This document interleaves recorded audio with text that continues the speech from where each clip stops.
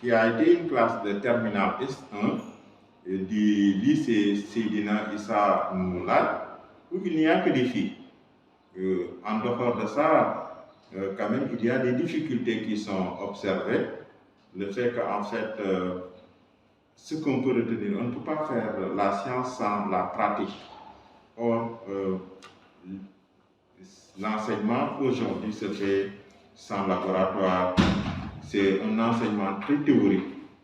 Je pense que l'un des plus grands chantiers, c'est aujourd'hui comment arriver à avoir des laboratoires, à défaut d'avoir des laboratoires physiques, d'avoir des environnements numériques qui vont permettre de faire des simulations pour que les élèves fassent plus de pratique. Je pense que le témoignage de la présidente de la Commission nationale des mathématiques, une personne déjà qui a eu à connaître des épreuves et que ces épreuves et la vie familiale ne l'ont pas empêché à être à ce niveau de devenir aujourd'hui enseignante-chercheur et présidente de la Commission nationale mathématique au niveau de l'inspection générale de l'éducation. Ça a été un des moments très forts. En dehors de ça, je pense que dans les ateliers, le regard croisé du personnel qui vient de plusieurs parties du système éducatif du cycle fondamental, des collèges et lycées, de l'université qui partagent sur comment créer un continuum sur l'enseignement des sciences et des techniques. Je pense que ça aussi, c'est quelque chose d'exceptionnel. Je pense que c'est une expérience à répliquer dans le cadre du projet Apprendre un peu partout en Afrique. On a parlé d'abord de l'aspect psychologique, des préjugés, parce que en fait, l'enseignement des sciences demande en fait un mental très fort, alors que dans la présentation, il y a que on pense que ce sont des disciplines masculines, alors que la réalité est en train d'infirmer ça. En dehors de ça, on a interrogé l'environnement social aussi. Faire des études en sciences ne permet pas de réussir socialement.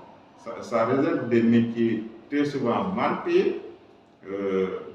L'éducation seulement, alors qu'on voit que, quelqu'un le disait dans un des ateliers, à Ziguinchor, l'ensemble des chefs de banque, des banques viennent des filières littéraires, c'est des gens qui ont fait droit, ils sont plus valorisés, ce sont eux qu'on met au devant de la scène. Ça fait que finalement, tu te demandes est-ce que ça vaut la peine de subir toutes ces souffrances.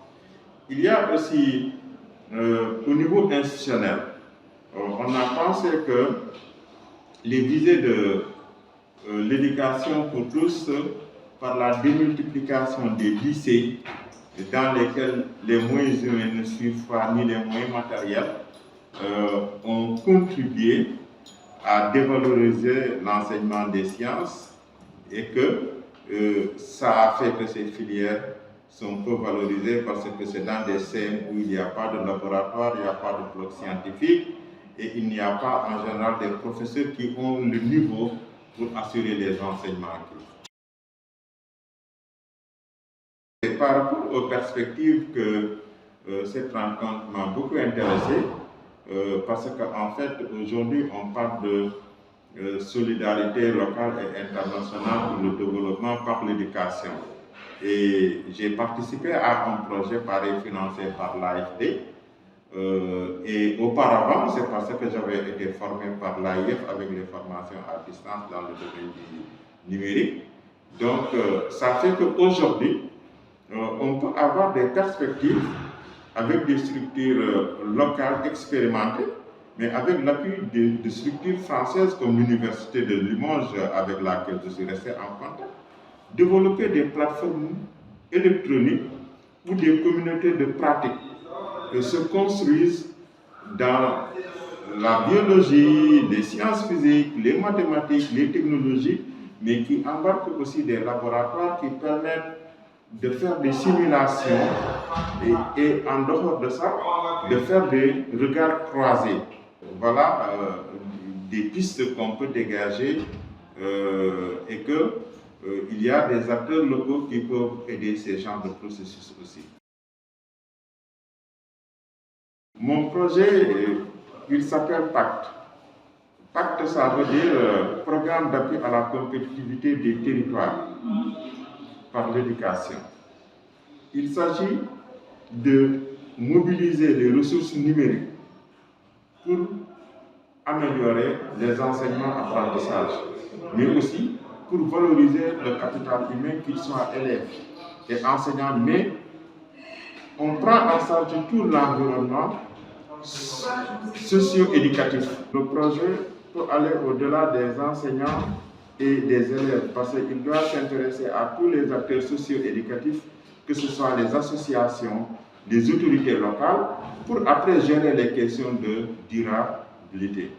Mais aussi, ça ne doit pas rester sur une seule échelle parce que le regard croisé entre les enseignants, les acteurs socio-éducatifs des autres pays d'un projet comme Apprendre peut permettre de produire des connaissances qui vont apporter des solutions en capitalisant les meilleures pratiques des uns et des autres.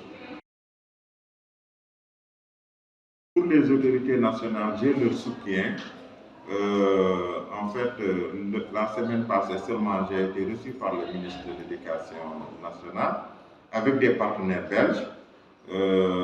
Au niveau international aussi, j'ai le soutien de l'Université de Limoges qui m'avait formé et qui sont excellents dans le domaine de la formation à distance avec le campus Unilibrique. J'ai aussi un appui des Indiens, des hardware et des technologies qui sont en train de voir avec nous comment mettre en place ce qu'on va appeler des centres régionaux d'excellence, des softwares et des technologies.